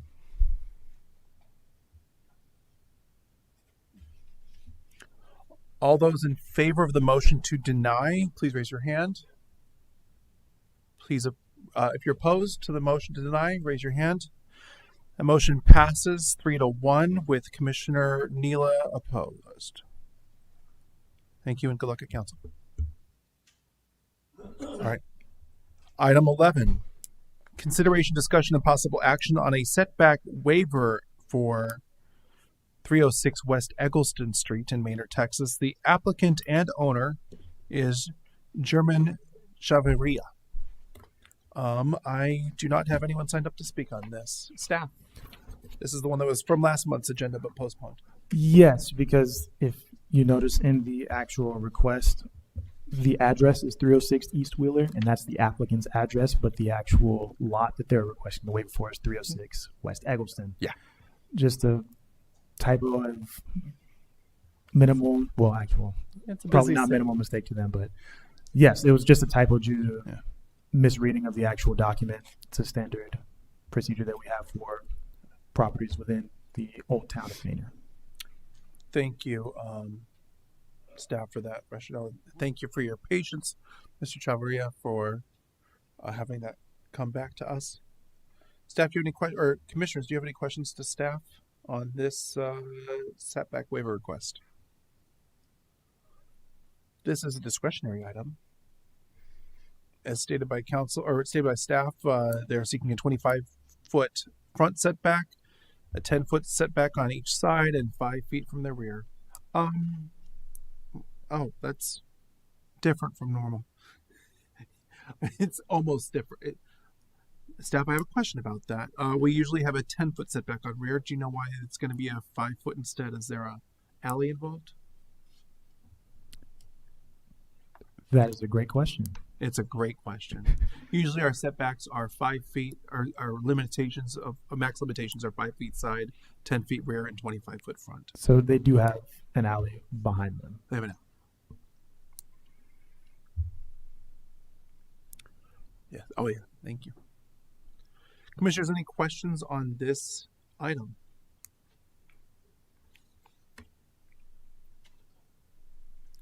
If not, I'll entertain a motion on item 11.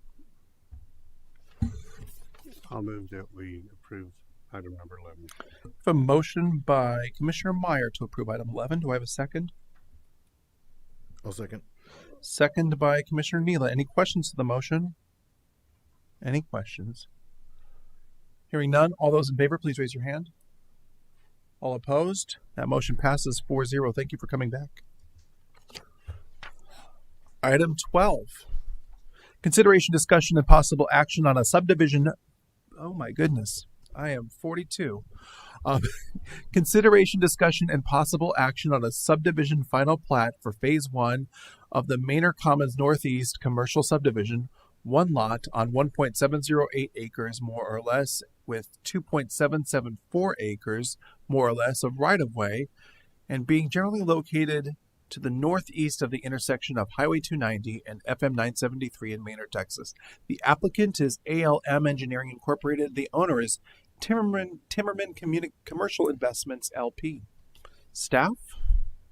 Yes, this is the beginning of the final platting process for the Maynard Commons Northeast Commercial Subdivision. The preliminary plat has already come before the commission, and this is just them starting to plat out the different sections of this property. And staff, or commission, this is a non-discretionary item. I'll entertain a motion if there are no questions. And if there are, I'll still entertain a motion so we can have the discussion. I move that we approve agenda item 12. I have a motion by Commissioner Neela to approve item 12. Do I have a second? Second. A second by Commissioner Meyer. Any questions to the motion? Any questions? Seeing none, hearing none, all those in favor, please raise your hand. Opposed? That motion passes 4-0. Item 13 is consideration, discussion, and possible action on a subdivision final plat for Phase 3 of the Manor Commons Northeast Commercial Subdivision, 2 lots on 3.277 acres, more or less, and being generally located to the northwest of the intersection of U.S. Highway 290 and Greenbury Drive in Maynard, Texas. Manor Commons. I'm thinking of another one. The applicant, ALM Engineering Incorporated, and the owner is Timmerman Commercial Investments, LP. Staff. This is similar in fashion to the item that was just heard, going through the process of platting the lots. All right. This is also a non-discretionary item. Staff and commission, any questions? Oh, it's bedtime. Any questions? I'll entertain the motion. I move that we approve agenda item 13. I have a motion by Commissioner Neely to approve item 13. Do I have a second? I'll second. A second by Commissioner Meyer. Any questions? Hearing none, all those in favor, please raise your hand. Opposed? That motion passes 4-0. Item 14 is consideration, discussion, and possible action on a subdivision final plat for Phase 4, Section A, Lot 1 of Block F and Lot 2 of Block E in the Manor Heights subdivision, 71 lots on 13.642 acres more or less, and being generally located to the northwest intersection of Liberty Bell Boulevard and Rosen Way in Manor, Texas. The applicant and owner is 4-Star USA Real Estate Group, Incorporated. Staff, let's talk about this non-discretionary item. Yes, so this is essentially platting what was already platted, but into its residential configuration. It was previously one lot, and now they're just subdividing it into where their homes are going to be, as well as the appropriate drainage lots, things of that nature. I have a question for Ms. Gray. Ms. Gray, is 50 feet the narrowest right of way that we have in our city? Yes, unless it's for an alley. But yes, 50 feet is the narrowest. Okay. I asked because this was the properties. This was the plat that was replatted from, or submitted for replat from, rear load garages with alleys to where it would have on-street parking on these streets in this section, to front load garages with no on-street parking. So essentially no buffer, no bumpers on the side. Yes. Essentially no speed management diversion. Yes. Okay. Is the city allowed to require, I know that these are essentially dead ends at this time. They are also adjacent to another 4-star property that's undeveloped. Like, is there a way for the city to require speed management on these 50 feet right of way that have no on-street parking? Yeah. Not right now. In the past, we had started discussions, but it did not go anywhere about it. The city would have to pass ordinances. You have to have an ordinance saying, for the, and then, depending on where the lot's located and stuff, there's certain processes that have to take place. Okay. So that might be something that the Development Services Director looks into for the future. Certainly. We can definitely add that Staff. to our list of things. I'm sure you have so many things that are like right up there with my concern about. I mean, I am. It's a very valid concern. From someone who knows, like, we're a bedroom community right now, and people, like, as someone who taught me something about this when we were talking about this rear load to front load. If you have an alley, you only have the people who are probably going to go on that alley to go and put their vehicle in storage or take it out on that alley. So it's a relatively calm place for children to do what we did back. I lived in I was in a horrible design. I was in a cul-de-sac, so I would be morally opposed to myself in my own planning mind. But you go play in the street or play in the alley versus playing in a street with no parking. Yeah. So that's where I'm. Okay. Thank you. I've spoken enough. Any other questions, staff? Yeah, I have a follow-up. So we're seeing 50 foot of right-of-way. Can you give us some sense of what the what criteria is in place for what goes within that 50 feet? Usually there's the curb, and then within that 50 feet, there's city utilities. So it'd be water, wastewater, and storm sewer. And they're also required to do sidewalks in this. Yeah, and there will be in this PUD. sidewalks along all the properties. So the 50 feet is really it includes that sidewalk portion. So the curb constraint. Yeah, the sidewalk will be in the right of way. Yes. Okay. The curb to curb is much less than 50 feet. Yeah, the curb to curb, I can't remember that. I think, is that 30 feet? I'm making Scott Dunlop have to remember his PUD. He's like, no. All right. It's 30. 30. All right. Thank you. So I think that's a good distinction to make. So then we're talking 15-foot lanes in each direction without parking on the sides. Yeah, the PUD out there in Manor Heights does restrict parking. I don't know how it gets enforced, but it does specifically say they're not supposed to park in the street more than 4 hours. But So many of them listened to it. That's in the PUD documents, though. yes, it is an item. Is one of the notes on the PUD that was approved. It's in their CC and DARs, Yeah, but not explicitly. I don't know if it ever put technically who was supposed to enforce it. No, because it's a city right of way. It's a requirement in my HOA also for our parking minimum, maximum. Yeah, 4 hours. that's what it's supposed to be. Uh-huh. I mean, it's on the PUD. It's not enforced all that well, but the way it works is that the HOA can find the property owner if they can connect it to them, and generally it's left to when they sell the house for that fee or the collection of fees to get paid. Oh, Oh, through lien. Yeah, yeah. we'll see. Council, any other questions on item 14? Thank you for helping me understand this a little bit more. Oh, sure. I'm sorry, you were absent when this came up for conformance, so I had questions, but it's fine. Yes, I know. After that, Oh, welcome back. it was discussed. Yes, thank Michael, you. about my presence. Thank you so much. Commissioners?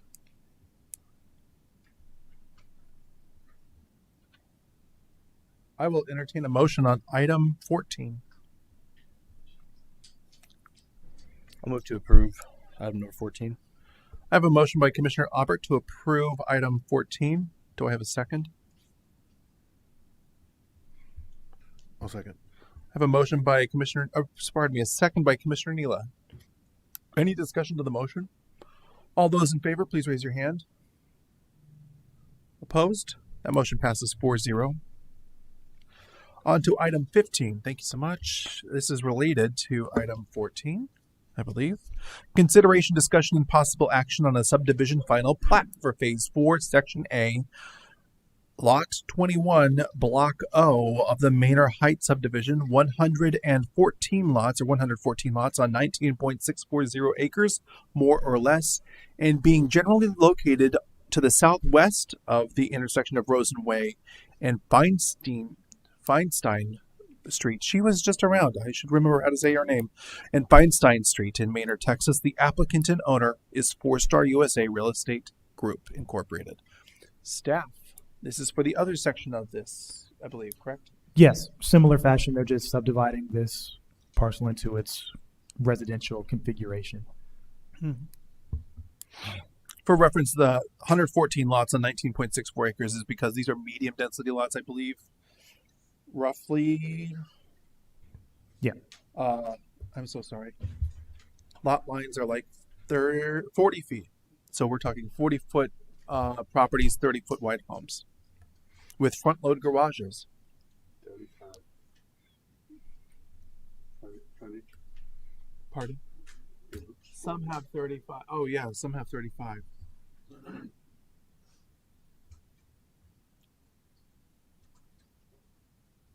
Is that because the rear is 40?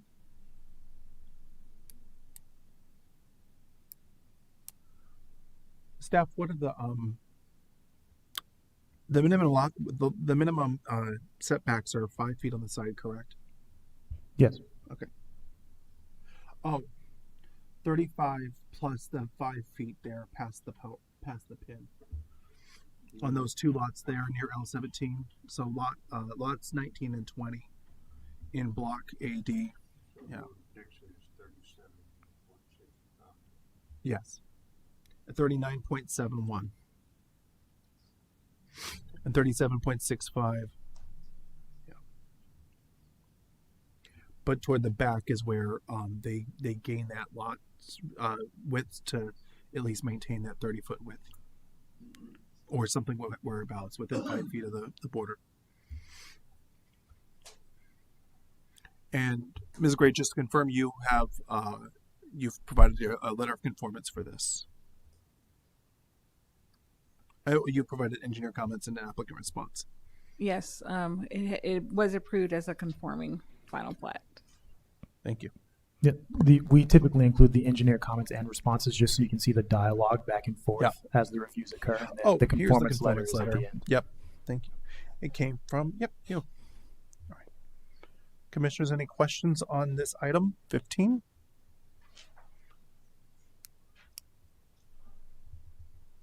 If not, I'll entertain a motion. I move that we approve agenda item 15. I have a motion to approve item 15 by Commissioner Neely. Do I have a second?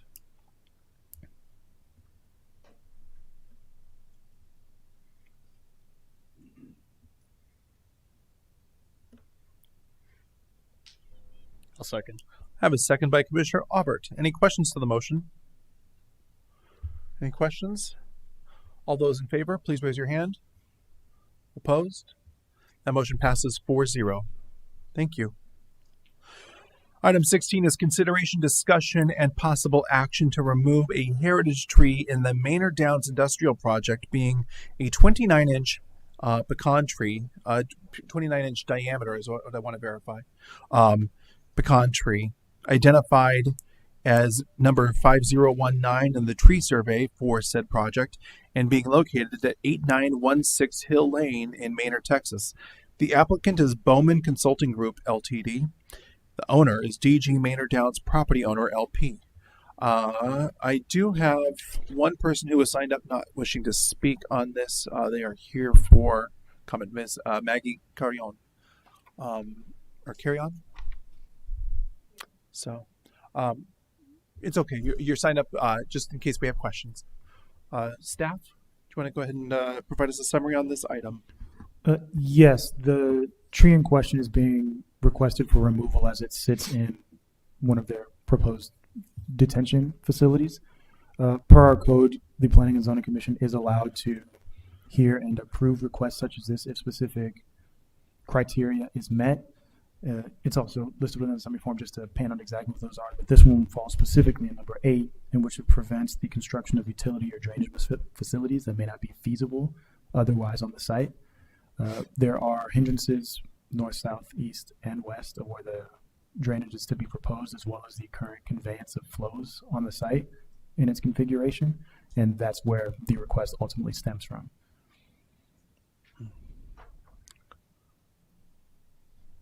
Do we have a picture or a photo of the tree in question? That we do not have in the backup. We have a list of trees. If I may, one of the comments in here about the summary is that it's saying it's dying or dead. How do we know? I mean, what? Those are the conditions. I mean, yeah, it's a condition, but as so, and how can we confirm that it's? I mean, what are the conditions that saying that it's dying or dead? You have to have a certified arborist go out and inspect the tree, and they'll provide their report. That's not something that I would eyeball or the applicant would eyeball. You have to have an official report, but that isn't what applies here. The only thing that applies would be number 8, which is the drainage facilities. Okay, which is what's bold.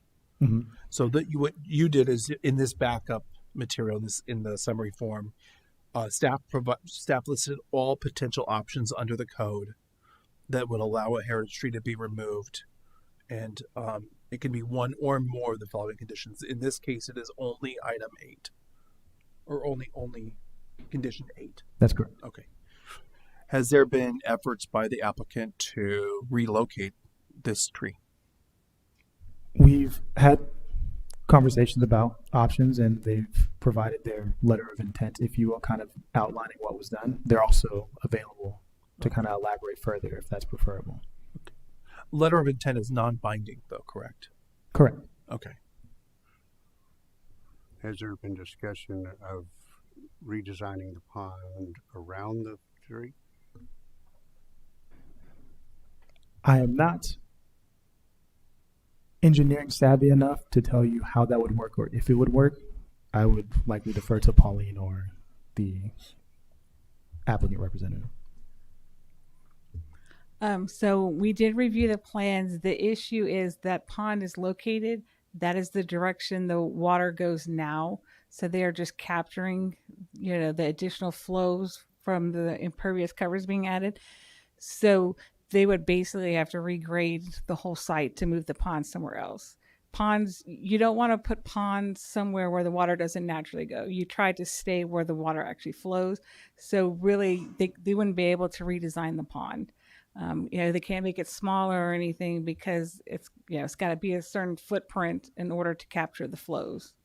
And like I said, the water actually, that's where it flows right now. So the last thing you want to do is grade it and start trying to send it a different way, because water will find a way to go where it wants to, whether or not so that's why they're designed, you follow the flow, the existing pattern, and then that's where the pond goes. Where is Lot 9, or the city, what was considered Lot 9 in our last meeting, where the intention for the amphitheater or the city improvements would be the city parkland in relation to this? Is this? I don't know if that's. It's not really close. It's the southeastern portion of the property. Yeah. Okay. The pond wouldn't be located on the city property. There is a drainage easement that goes through that lot that's being conveyed to the city, but the pond is located on their property because they're going to own and maintain the pond. The city's not going to own and maintain the pond. I'm trying to figure out if we can move said tree out of pond and over to amphitheater place. I'm not an arborist, so I have no idea. So, like I said, I don't know if they've discussed that or not. I haven't been involved in any discussions like that. No. Okay. I know you can move trees because I had it done for other projects in other cities. I'm looking at the area to the north where the lane or street is going across there. It seems to me that that pond could be extended further that direction under that lane and into that open area to the north of it, roughly the same as the drip line is of that tree they want to remove. I'm not convinced that the sufficient engineering has been attempted to mitigate this. I can't answer that because I did not design this, but when we reviewed it, that's where the flows go. That's how their engineer is designing it. If the design meets the code, that's what we review it for. I can't tell them where to put their pond or how to design it. We look at it to make sure it works correctly. That's what we do. But like I said, there is a drainage study that has been reviewed by my office, and it works, and the pond needs to be there. Whether they want to adjust the footprint, then they would have to basically resubmit their plans, make revisions, and then, show us the new pond would work.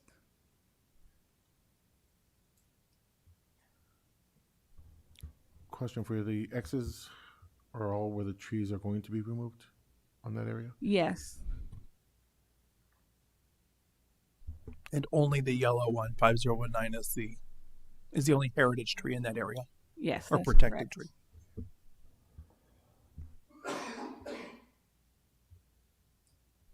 Is there any this is going to be probably a side conversation possibly on this one? Has there been, and this is probably from Mr. Burrell here. Is there any conversations about you brought up about the funding for like whenever in place of having trees there, there's a fund, huh? The tree, yeah. Is that being discussed with these trees that are being removed because we're losing the green stuff that we need to go ahead and breathe stuff with? So this is actually also elaborated on a little bit in your backup, but for the site, they're removing about 1,774 caliper inches, if you will, of trees, but they're also planting 1,110 trees at a minimum of 3 caliper inches. So they're actually far exceeding what currently exists on the site. And is that number going to equal or surpass the amount of the oxygen output that the current trees are capable of doing right now? because you got to think about it this way: if we're getting all these trees that are producing a large amount of or potentially producing a large amount of oxygen, and we're just taking them out, we're getting that away from us, and we're relying on all the current vegetation to provide what we need. But if we're putting in new plants, do we know that it's going to be equitable, so that there's not a lot of concern? So we can say, yeah, okay, yeah, we can replace what we're taking out. So I will start by prefacing I'm not an arborist, nor am I anywhere near intelligent enough to understand if the replacement is a 1-to-1 ratio simply because of the difference in caliber size of a mature established tree versus a new one. But if there is any correlation between the actual caliber inches and volume of trees that's being planted, my educated assumption would be that the vastly greater amount of caliper inches that are on site should be relatively in the range of what's currently existing, so long as they're planted and maintained. And that is something during the actual process that we go out and we check their vegetation to ensure that it's not dying in poor health or just missing. They're actually not able to get their final approvals until all of their landscaping is installed per the plan that's been approved.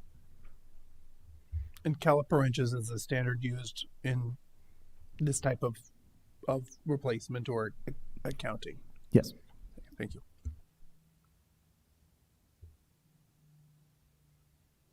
Oh, any other questions, commissioners? I will entertain a motion. I would like to propose a motion to postpone this item to give the applicant an opportunity to show due diligence and proof that they have made every effort to save this tree. I have a motion to postpone to allow the applicant time to show due diligence. Do I have a second? I'll second. I have a second by Commissioner Neela. First by a motion by Commissioner Meyer. Council, I wanted to make sure, is that within the conforming uses, or is that with, conforming use? Is that within the rights within this discretionary item for council to request, or for commission to request a postponement? Commissioners, Veronica Rivera, Assistant City Attorney. Yes, that is within your right to request some additional information before you make final decision on a discretionary item. Okay.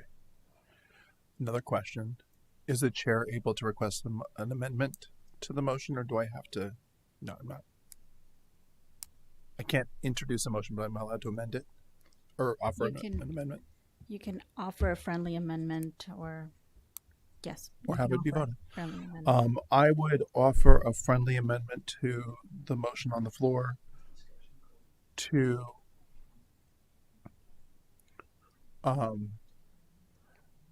as part of that due diligence to explore relocation within the within the parcel or adjacent parcels that they were able to.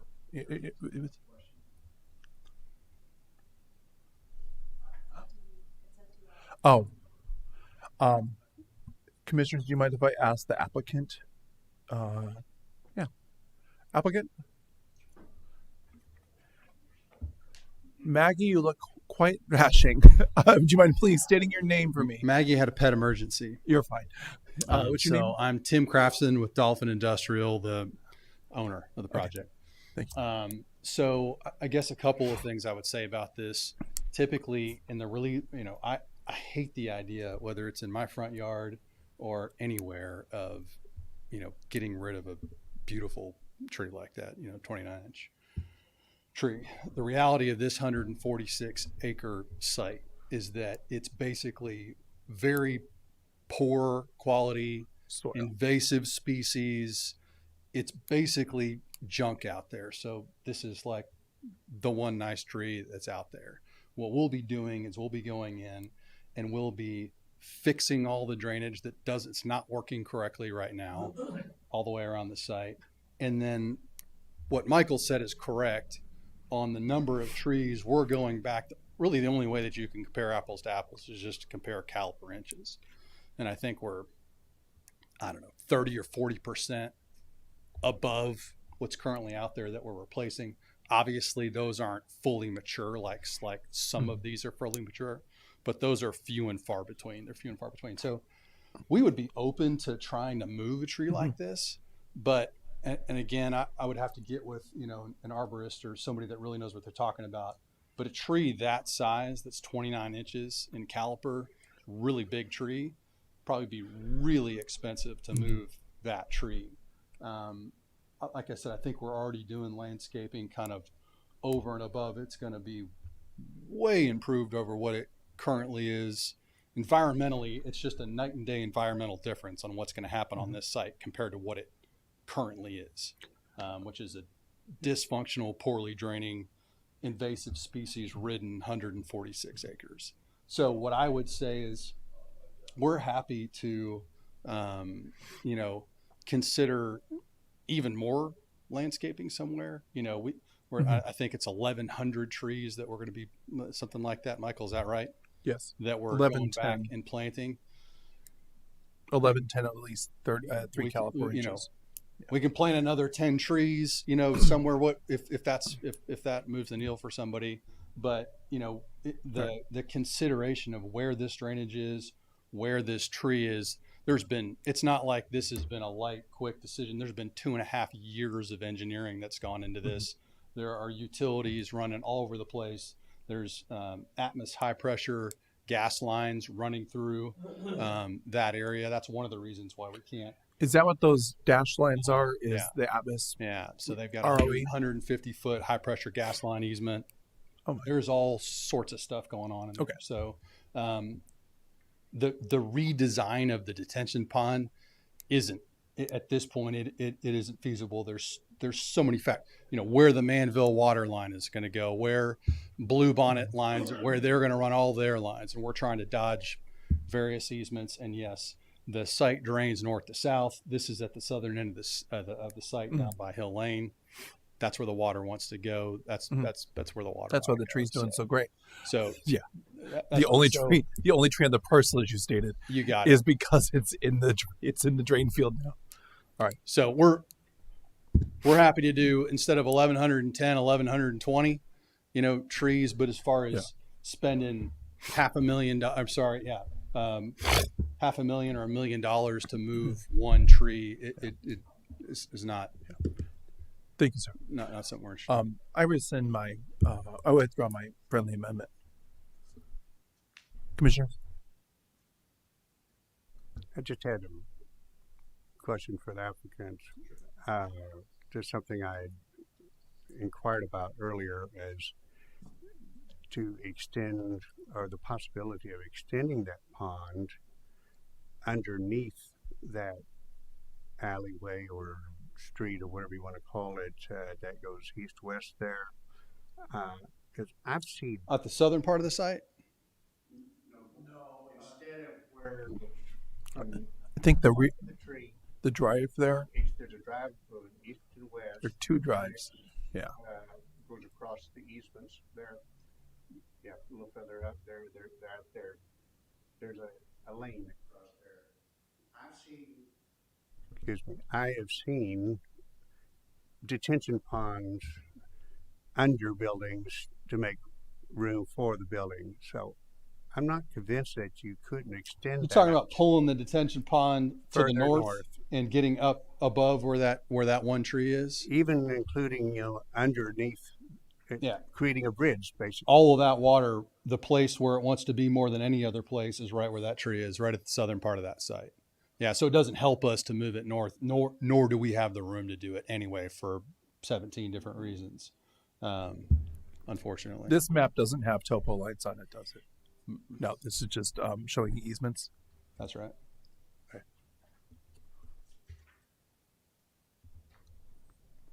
So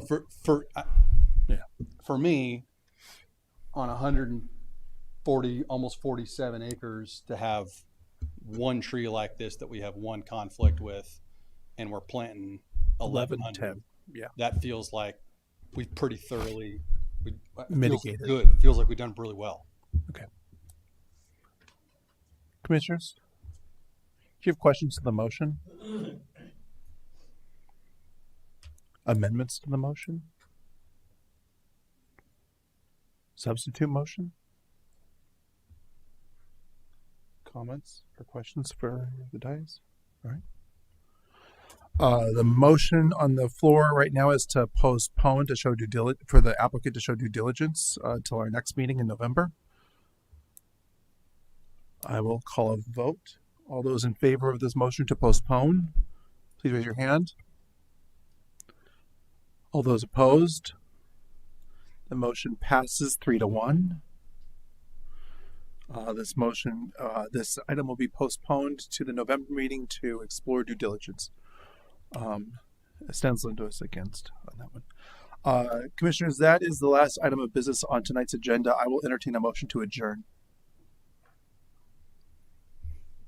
I move that we adjourn. I have a motion from Commissioner Neela to adjourn. Do I have a second? Second. Second by Commissioner Aubert. All those in favor, please raise your hand. Opposed? That motion passes 4-0. It's 8:40 p.m. Thank you.